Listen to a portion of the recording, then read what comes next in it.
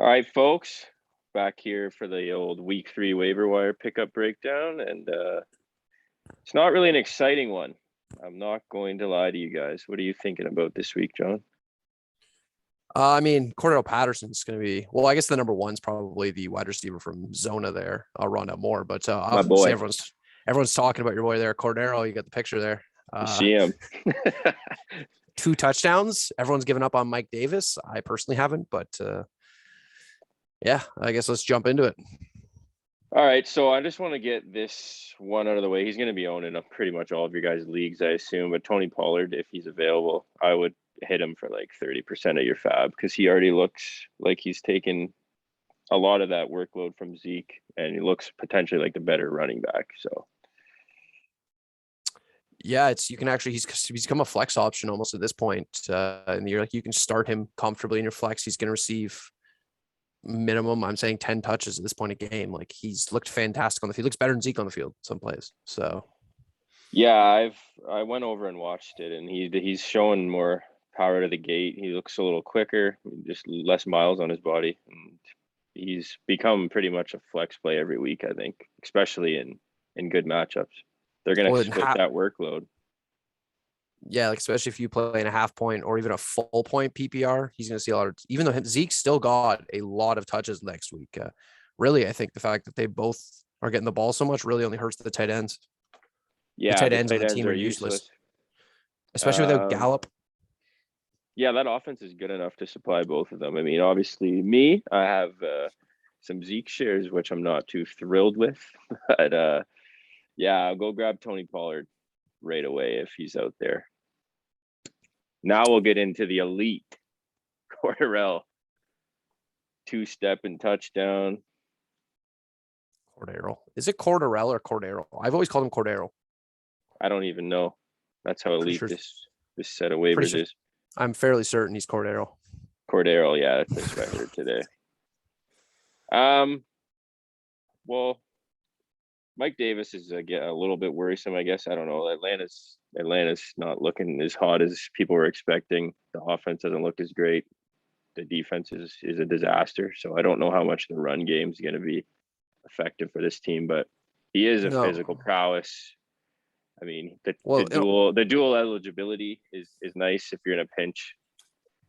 I mean, I don't see myself starting this guy going forward, so I wouldn't be blowing any serious bids on him. No, like he's playing the Giants this week, which is a nice matchup. Like this is a nice matchup. They haven't been like they actually shut down the Broncos run pretty well, but because he doesn't just come out of the backfield, like because he has that dual eligibility, he's basically wide receiver, running back, flex at this point, where he can. I think it's sleeper and Yahoo. He can play both positions. Like he's kind of like a fringe RB3 you can throw in at wide receiver. If you're starting 3 receivers a week, it could be worse than starting him in there if he's eligible to put him in that 3rd receiver slot. I would never start him personally as a running back. Like if that, like, no, he can be flex eligible, I guess. Maybe I just, if you could pick him up and everyone's going to pick him up this week. I just don't know if there's ever a week you put him out there and you're like just super confident in playing Cordell Patterson. No, that's kind of my lean there. I mean, I personally don't even think I would spend 10% on him, but I can see why. I'm not targeting him in a lot of my leagues. But I can see why someone would, coming off the huge. She had 2 touchdowns last game. So. Yeah, that'll create some hype. If Mike Davis goes down, I guess I think they'd bring in another back, though. I mean, I just don't see a scenario where he spikes too hard. He's usable at flex and target him in those even if high scoring matchups for sure. But to me, he's in a certain role with the Falcons offense where even if Mike Davis got hurt, he might see a bit more touches, but they're going to bring in someone else to fill that Mike Davis role because he's not really a true running back. Yeah, that's what I was getting at there.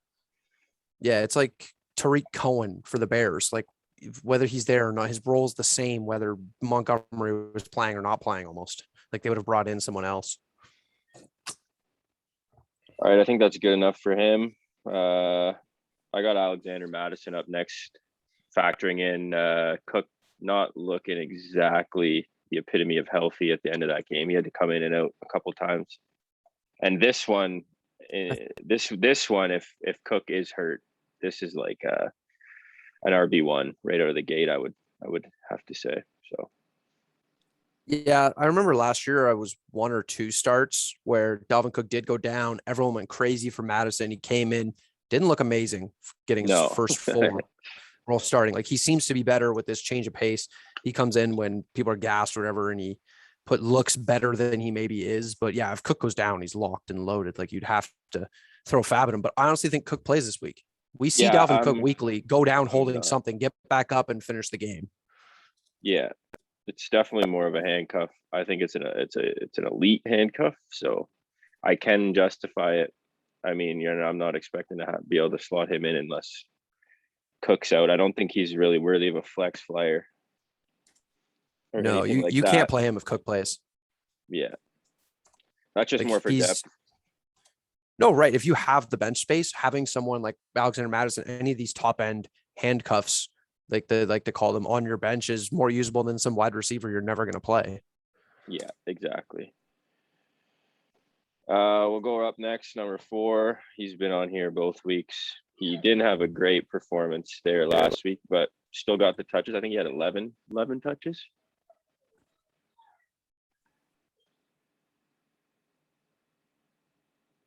Sorry, cut out on my end. What'd you say?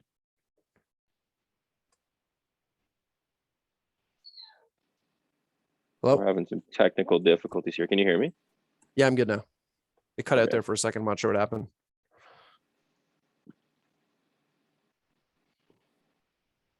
My dog was just losing it for a sec there. All right. Well, we're talking about Kenneth Gainwell.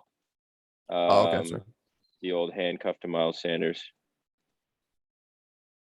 He didn't have a great week last week, but he still had 11 touches. Yeah, like he's seen enough work where he's getting close. Last week was rough because it was a closer game. I think if they're leading, you'll see him a lot more because they want to rest up or spell Miles Sanders. He's going to be close to the point where he's almost becoming that Tony Pollard, where he's getting close to being able to actually play him in a flex spot, at least to me. Yeah, for sure. He's like they didn't end up in a good situation last week, but he still had 11 touches. I mean, he didn't really do a whole lot with it, but there'll be matchups where he can spike. He still got the 2 point last week. Like I think if you played him, he got around like 8 points or something, 10 points. I can't remember what the total was on my bench.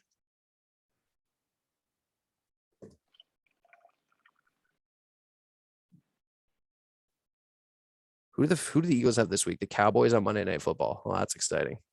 There could be points there, but I think it's a high scoring game. I don't think you're sending him out to start or anything, but I would keep my eyes on him. These are the guys, him and Madison, like these are the guys that you would like to pick up before they're worth 50% if you have an extra spot on your bench. I mean, if you're solidified at running back, then we don't really need to even talk about it. But these are the type of players that can end up winning you leagues down the stretch, barring injuries, which no one wishes for. But running back's a graveyard, so you gotta pick some of them.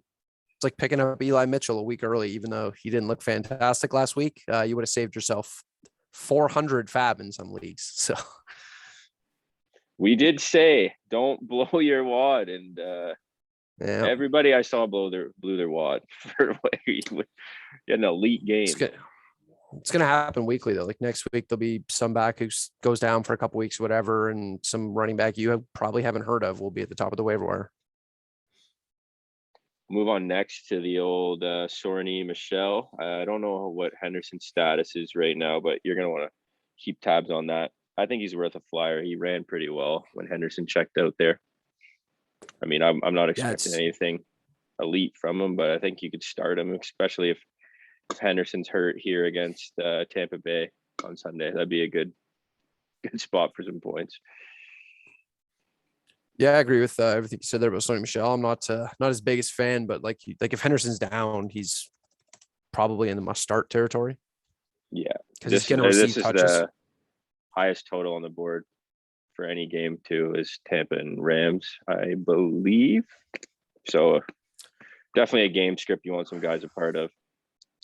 Yeah, the Rams defense is pretty stout against the rush, but Sony does have some like receiving work. Like I've seen him in New England at least catch some passes. So hopefully he could do that a little bit against them Bucks, but I think you'd be that is banking on a him tough game. stumbling his ass into the end zone, if anything. Oh, 100%. Like that's a 12 carry, 40 something, maybe 30 something yards, Yeah. three catches, maybe 30 something yards, maybe 25 yards and a score. And you're kind of happy. And you hope he falls in the end zone, or else you're not going to be happy with that result. 6 and 7 are pretty much put into one category. James White and Mckissick. Mckissick showed out on Thursday night, and Heineke looks like he's been targeting him. So, I mean, we'll keep our eyes on if that continues this week. He does make a hell of a lot more sense if you're playing in full PPR format. I would prioritize him. I think he had 9 targets, 7 catches or something out of the backfield, and one he took to the house. Obviously, spikes his stats, but it was pretty eye-opening the amount of targets he was getting, and unproven QB like Heineke, he's gonna always want that safety net. Yeah, they actually seem to go to JD McKissick a bit more with Heineke in this week, which was interesting to see, like as a Gibson owner. Tad frustrating, obviously, but like Gibson was still playing. I think I saw 73 or 70 something like that % of the snaps or whatever it was. And the 2-minute drill, you expect JD McKissick to come out there. He's a better passing down back. He's better blocking. I expected him to see him out there, but the goal line work when they got inside there, that was a little bit shocking to me. I'm not going to lie. It would make way more sense to be bringing on Gibson.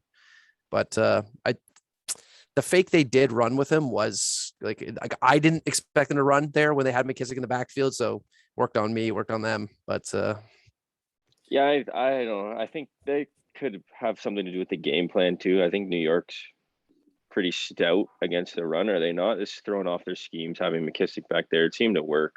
So I mean, That's hard to complain. I wouldn't put too much thought into Gibson, and I saw everyone overreacted, and I'm not really too worried about Gibson going forward. What I am worried about is Washington. I was expecting a little bit more from that team as a whole. I think the defense has been underwhelming as fuck compared to what everyone was expecting coming into the season, and it's having effects on their offense. Well, their D-line looks about as good as I expected them to. Like they obviously got after it way more the first week, but the secondary seems to be a tad underwhelming. Like secondary is looking rough. Like if they can't rush 4 guys, they got to drop down and rush 3 or something like that. It's a little bit more different for that defense.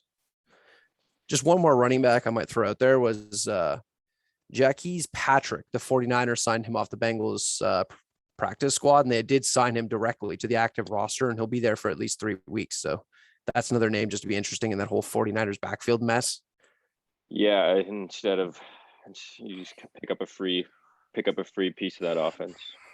Because like it looks like Sermon's got a conk. I haven't seen He's going to be out. Yeah, I haven't seen an update on Eli. I know he got banged up in that game too, but depending on injuries, this random practice squad player, Mckissick Patrick, may be something just for a 1 week. It's just late in the week. Maybe just pay attention to that. He is Eli, a big boy. How do you spell his name? Oh, it's Jacquues. Oh, do you want to check? Yeah. So Jacquues Patrick. And he is San Francisco now.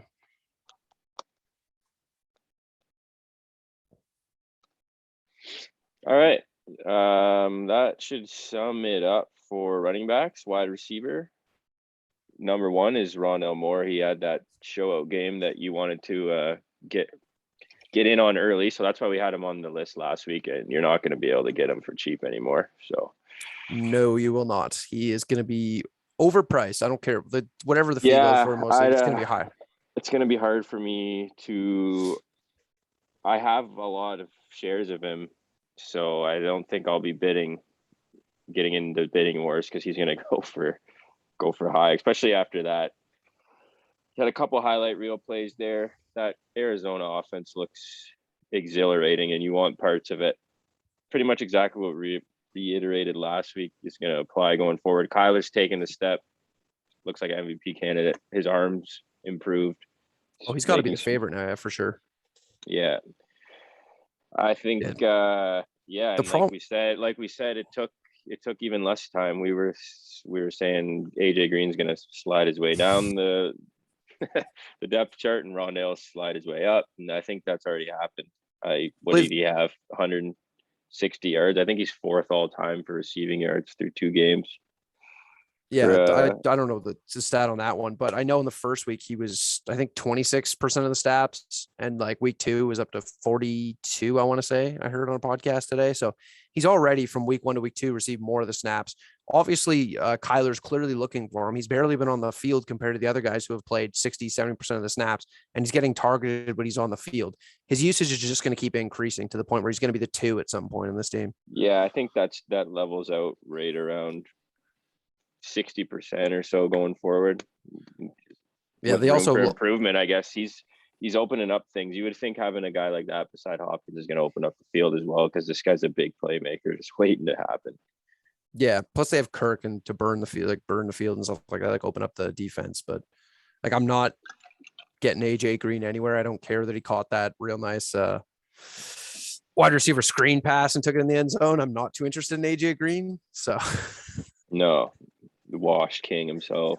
yeah, I was a little scared Julio was that, but he showed out this week. Oh, he looked good, man. Julio looked freaking Yeah, he awesome did. there. Well, AJ Brown, though, he did not. Man's got a case of the drops. I swear they said it was his worst amount, like the most amount of drops he's had in his career. He had In that 4 one game. drops. Yeah. I saw him tweet out, my family told me after the game I couldn't catch COVID if I tried.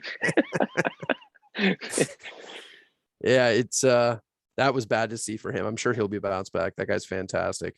It was nice to see the Julio usage, though. I'll be honest. Like, they started running way more play action. All of a sudden, they're going over the top to Julio. I'm like, yes, that's what you want. Yeah, I think people were a little worried about the Titans as a whole. I think Tannehill will figure it out going forward too. They're going to be a high scoring team. The defense needs to figure it out, though.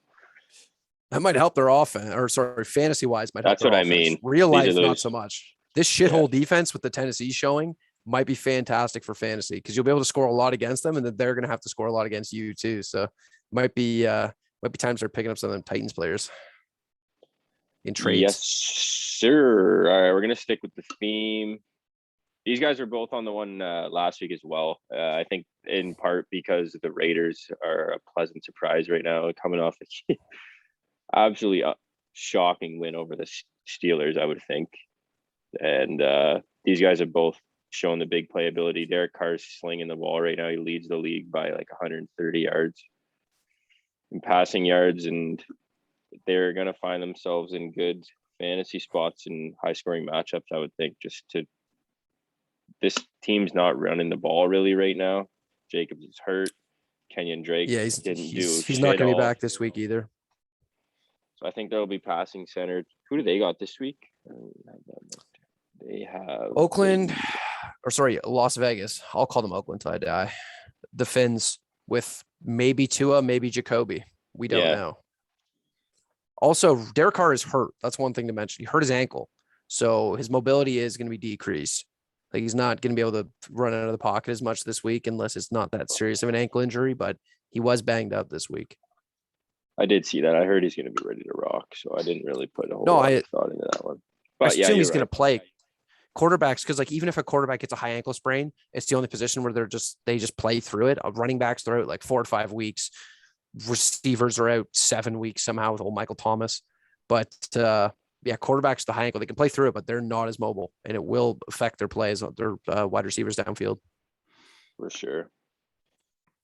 Number 4, we got KJ, another guy. Hey, this guy's another big play, and it's going to be highlighted by the long touchdown. I think that's going to make people overreact, though. He's still number 3 receiver behind JJ and Thielen, so I wouldn't be making any outlandish bids off of that. But I mean, if any of those guys go down, I guess I can see it. I'm definitely lower on him than others. I've heard people hyping him up way too much. Yeah, I wouldn't go crazy with him. He might be just someone to watch, keep him there, maybe watch him a couple more weeks, see if he starts to get used a bit more, because they haven't been throwing their tight ends a lot. But with Dalvin Cook, Jefferson, and Thielen, it's kind of hard. They don't pass a lot either. Like, they try to get Dalvin as much touches as he can. So yeah, it's tough. He's like, to me, the the guy from Kansas City, not Pringle, the other one. Hardman. Very similar to him. Occasionally he might explode for a game, but he's not going to give you week to week consistency. No. Upside, not a whole lot else to say about that one. We got Tim Patrick next. He was on here last time, caught another touchdown last week. Teddy B looks for him in the end zone, I think. You'll probably have a little bit more on that one. That's your squad. Yeah, I thought him and KJ were going to see a lot more touches this week, but it seemed Fant got more, and then they just decided to hyper target Cortland Sutton. Again, the Jags defense isn't fantastic, so it may have been easy, and it may have been like a get back game for Sutton to come back off that ACL injury, get the confidence back, motivated. Destroy the secondary. Oh, he was fired up out there. It would not shock me if he starts going off in the next couple of weeks. He's got the confidence back. That guy's ready to rock. That's the reason he's down the list a little bit. I'm expecting Cortland to resume the wide receiver 1 duties there. We were a little skeptical after the injury, but he was dialed. He was taking over how Judy looked to start a game 1. And that's what we want to see if you're a Sutton owner. And Fant is hyper targeted. Teddy B definitely likes Fant. There is a bit, he likes him in the end zone, but another, just a flyer. I think I could see myself starting him. I could actually. Tim Patrick, he's always been safe to me. Like they showed some stat he had last year from like week 4 to week 17. He was overall just whatever it was, high wide receiver, but he was startable in every week between that stretch. I think he just gets his name. He doesn't get a lot of love because he's not the Jerry Jeudy on the team. He's not KJ Hamler with the speed. He doesn't get a lot of love. He's just very consistent. Like if you have to start 3 or 4 wide receivers and you just get to pick him up as a flyer and start him some weeks, you're not going to be upset. Yeah, I'm actually may go after him if he's available in some of my leagues. Since week 13 of last year, I think he's a wide receiver 3. So yeah, the Broncos have another good matchup this week. You could see them getting another touchdown. They have, what are they playing, the Jets? That's about as good of a matchup as you can ask for. Yeah. Number 6, I have Pascal. This guy's got 3 touchdowns in 2 games. Not a whole lot of targets, but Wentz, and now another reason why he's down here is that Wentz has hurt both of his ankles. So his preferred red zone target might not even be under center. So I would say most likely not under center. Yeah, I would definitely put that as an expected no. But I mean, that's consistent red zone targets, I guess. We'll see what we see from him this week. I wouldn't be putting too much in for him, but if you need something on the end of your bench, that's fine. Pittman looked like the real deal last week. Yeah, Pittman had a big game, which is upsetting, owning him in a lot of leagues, to finally see him go off after starting him week 1, getting nothing. Goes off in week 2, and Carson somehow sprains both ankles. I don't know how he did that, but he found a way. That guy just sniffs out injuries, I'm telling you. Yeah, it's tough to play any Colt this week if Eason starts, because we really don't know who Eason's guys are going to be. Like when those wide receivers are on the field between Paris Campbell, Pittman, and Zach Pascal, the 3 of them are always out there. We don't know if he's going to target them, if he's going to be looking for the big play downfield, because Eason has a huge arm, not too accurate. That's the one thing. So that may actually affect Pascal more than it does others, because Pittman's kind of a downfield guy. Pascal's more that slot receiver, shorter route type guy. So that's why they look for him in the end zone. Yeah, it's definitely a wait and see approach for me. It's pretty unfortunate, man. Carson can't catch a break. They finally get what seems to be some momentum going after all these damn injuries. They were right in that game with the Rams, and he couldn't even come out for the last drive. But the one thing I can't figure out about the Colts offense is they kept telling us all offseason how this is the best O-line that Carson Wentz is going to have. And I don't know what he's doing back there, but the O-line doesn't look good. He's constantly getting pressured. And they had Phillip Rivers last year not getting pressured, just standing there. So I'm not sure what the difference is. They didn't lose that many pieces. Their left tackle retired, but they got Eric Fisher playing left tackle now. What's the excuse? Like, I can't figure out why he's so pressured with that O-line. Anyways, there's my Colts rant. Danny Dimes. The good old Colts. We'll move on to quarterback now. Number 1 is Danny Dimes. Danny dual threat. Danny, I don't know. These guys are pretty valuable for fantasy. As much as I bash on the guy, he's been excellent so far. The rushing upside is enough to make him start worthy, I would think, going forward if you're in a pinch. Yeah, like if you're streaming QBs, you're not going to find a better matchup than this week against him against that Falcons defense. Yeah, that's why he's number one, and he's worth a little bit of a sprinkle, I would say. I think that's like 20 points. Yeah. So you got Derek Carr there at number 2. Yeah, versus Miami. I mean, I guess you have to put a little bit of a pause on that if he's dealing with an ankle injury. Yeah, I would check But that was mainly for the matchup. Miami's going to be sending out most likely a backup. What is that, Jacoby? Yeah, it'll be Jacoby. And he looked terrible in that game when he came in. Yeah, that guy's got a brisket friggin' boiler on him too. He needs to cut some back. He wasn't expecting to get in there. Yeah. Oh, someone we should mention who is getting his first career start this week, Justin Fields.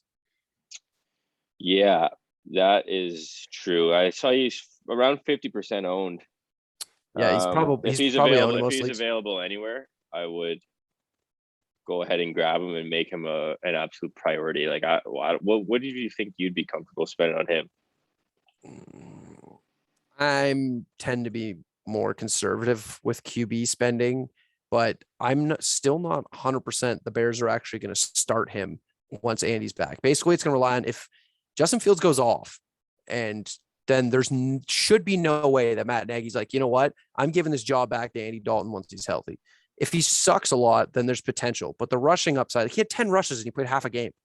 Matt Nagy drives me absolutely bonkers. I just don't understand the logic behind it. But whatever.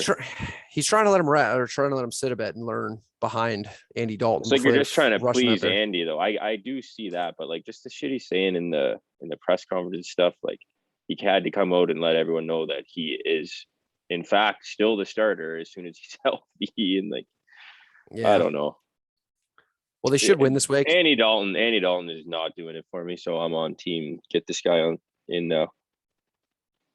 Yeah, I don't know if I would start him this week, even though he's playing the Lions. I'd want to see maybe that first week, but there's probably some people who are a little more courageous than me and probably would throw him out there.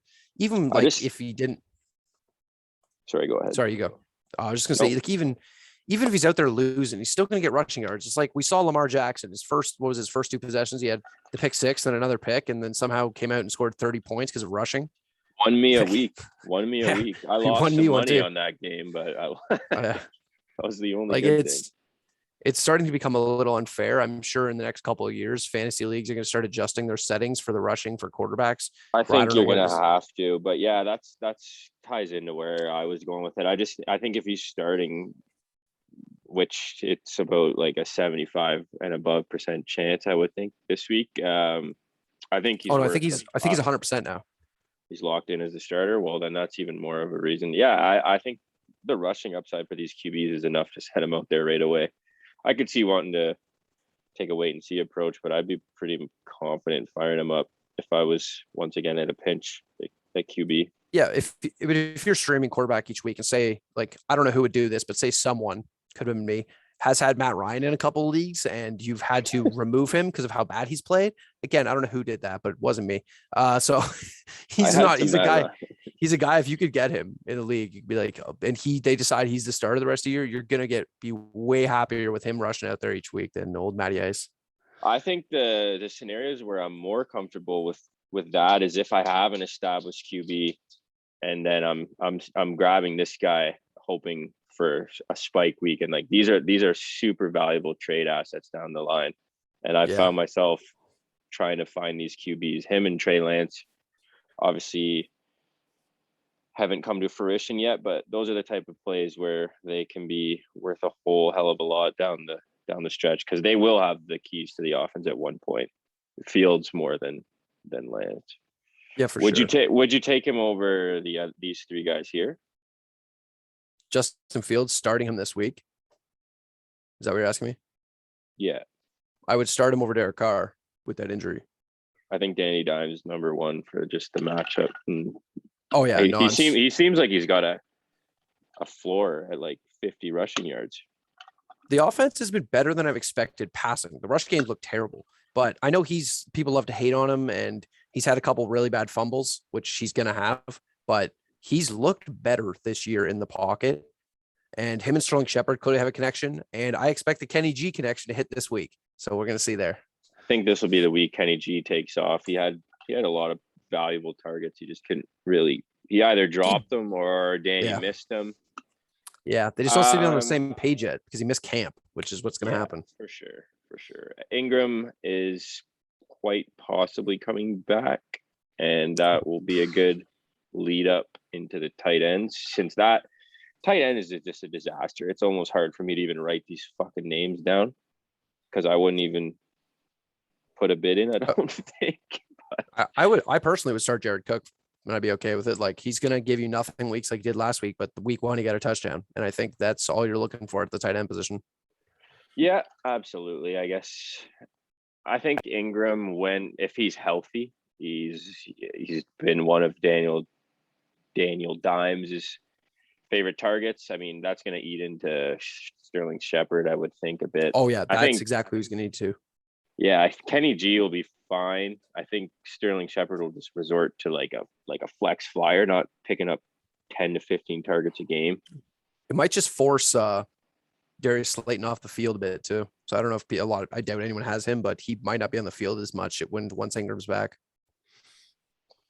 So yeah, I think Ingram and Cook worth a bid if you need someone to slot in there at tight end. These guys from Dallas are super underwhelming, and same with New Orleans. They're just eating into one another. I would keep your eyes on either timeshare there. If one does get hurt, I guess their valuable offense is going to be high scoring. Yeah, you would expect. And as I wrote underneath, just yuck. Tight end sucks, man. And I think it's best to draft a good one going forward. Well, what is a good one? Because I bet you Jared Cook's probably outscored my boy George Kittle. I guess. I know it's only 2 weeks. I'm just saying, like, tight end has been so poor unless you have Waller, Kelsey, or Hawkinson. Hawkinson. Yeah. Hawkinson, I'm trying to get everywhere, man. I should have drafted him very fifth round in every single league. He'd be very hard to trade for right now. Like, I was listening to something today where they were saying, like, would you trade Kittle for Hawkinson? And they were all said yes. Yeah. And I was like, I might too, honestly. Well, based off how San Fran has used Kittle, Hawkinson's more useful this year. He's a stud, bro. Yeah. Yeah, like Kmet was like the big pickup everyone was hyped about after week 1 was Cole Kmet, and he did nothing last week. He had one catch, I think. And there was, that game was weird. But yeah, I guess they probably changed the offense a bit too, because they didn't expect Fields to be starting, so he probably wasn't as prepared as he may have been. Like, he didn't get any of the first team reps all week, didn't prepare for this defense as much as Dalton was. Coming into this week with obviously all the preparation, the film, everything, Cole Kmet probably actually does see more usage this week. Yeah, you would think they would like to get him. I don't know what his ownership percentage is in Yahoo though. Like, if he's over 50, then it's kind of pointless, but he can't be that high. No.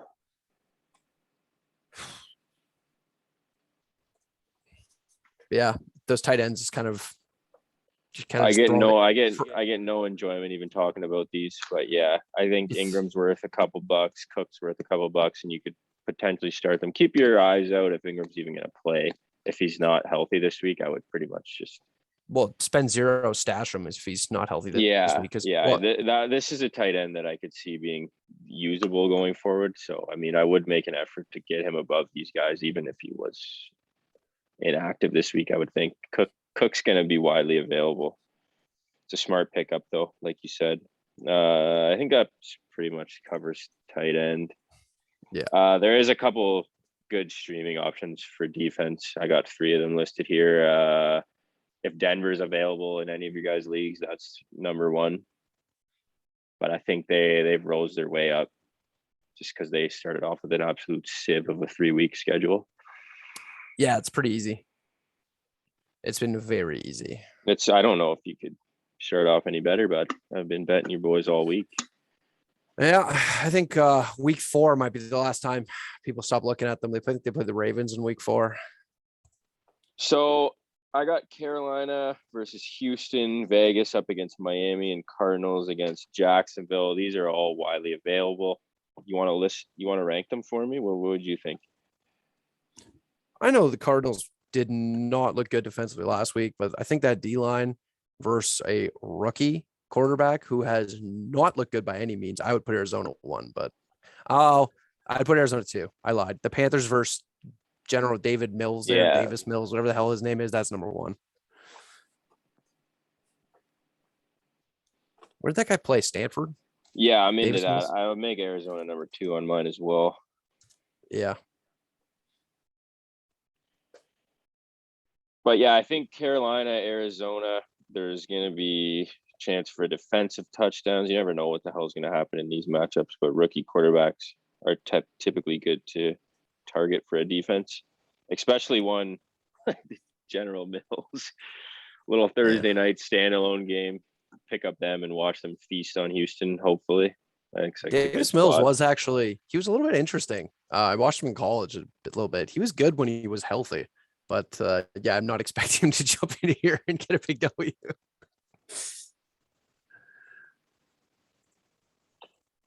Anything else? Any other defenses you can think of there? Are they Yeah, all I'm just the looking up other? the ownership percentage here quickly. I was trying to look up who's available.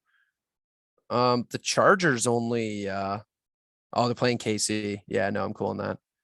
Uh No, that's not ideal. I'm just trying to see here. Minnesota, Seattle, no. Ugh, I don't like some of these lower ones here, like the Giants versus Atlanta, because Atlanta's look bad, but I don't know about that. That's tough. Yeah, there's not much. I think most of the defenses are owned. Yeah. I mean, this one is a reach, but Tennessee is playing the Colts. And if they throw out their Jacob Eason, I would debate throwing out Tennessee's defense. I know they've looked like shit, but Jacob Eason also sucks. I Yeah, you watched don't him know in what you're preseason. gonna That get guy in is that so one. inaccurate. I think you're getting a lot of picks. That guy overthrows people left, right, and center.